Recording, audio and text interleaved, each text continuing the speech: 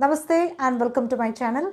My name is Jayashree and today's video I am going to talk about timing of marriage and how can we find the timing of marriage through astrology.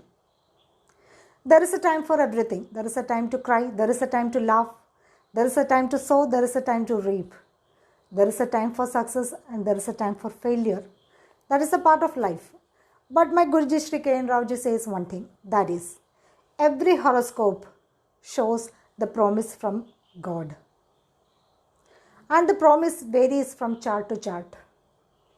Certain horoscopes shows the strong promise for marriage and certain horoscopes do not show that strong promise for marriage.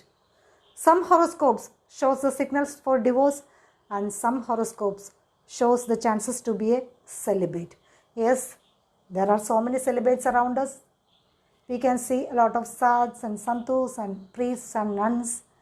Other than that also, there will be some people staying as a single without having a spiritual label. In today's video, I'll be talking about the closest chances to find out the timing of astrology. Everything happens according to the Mahadasha and Antardasha. That is a very, very sound technique in astrology. The main planet for marriage is Venus. So, many people, they get married during the Mahadasha or Antardasha of Venus. That is a common condition. But, in our horoscope, there are certain houses for marriage. They are the primary houses for marriage. They are 2nd house, 5th house, 7th house and 11th house. Why 2nd house? 2nd house is the house for self-worth, wealth and family. Why 5th house? It is the house for children. It is the house for romance. And 7th house? It is the house for marriage and spouse. 11th house? It is the house for long-term relationships. And it is directly opposite to the 5th house of children and marriage. Hope you know that all the houses are ruled by certain planets.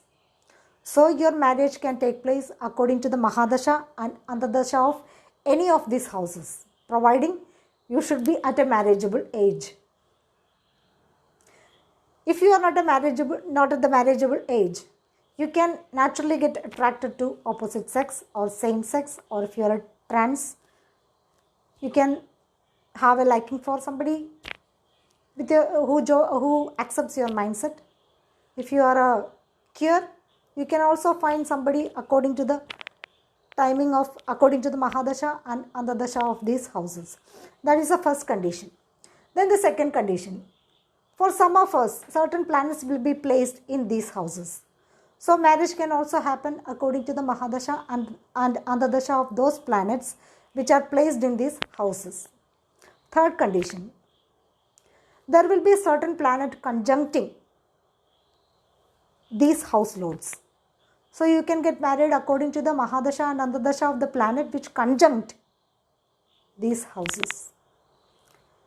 There can be certain planets aspecting these house lords or houses. You can get married according to the Mahadasha and Antardasha of those planets which are aspecting these houses. But that is a very weak condition. The strongest condition is the Mahadasha and Antardasha of those planets which are ruling these houses. And another condition is this: Jupiter and Saturn. They stay in a sign for a long time. Jupiter stays in a sign for 1 year. Saturn stays in a sign for more than 1 year, that is 2.5 years. In transit, if they are placed or if they are conjuncting any of these house lords, that time you can get married. For me, my marriage took place when Jupiter was aspecting my 7th lord. Saturn was also aspecting. For example, Jupiter and Saturn was in Capricorn. So they were triggering the Cancer sign. So that kind of impact can bring a marriage to you. Saturn's and Jupiter's transit is seen as a very big event in astrology. Their transit is not a minor transit like annual solar transit or Mercury transit or Mars transit. These transits are just for few days. For example, Mars, 45 days. Venus, few days than 1 month. 1 month plus few days. Mercury hardly 2 weeks. Sun 30 days. So, Saturn and Jupiter are big players. If they are triggering the 2nd, 5th, 7th or 11th house through aspect, placement or conjunction, that is the time for you to get married. So these are the main conditions to find the timing of marriage in astrology. There are certain charts which shows late marriage, early marriage. That is a different story, and I'll come with such videos also. I hope you understood this. My name is Jayashree and I have a website, astrogospel.com. I write astrology blogs and psychology blogs in my website. If you like, you can visit there. I write weekly and monthly horoscopes for prokerala.com, and you can find weekly health and career in truthstar.com also. If you like such things, you can visit those channels as well. Thanks for your patience. I'll come with more and more videos again. Good night and bye.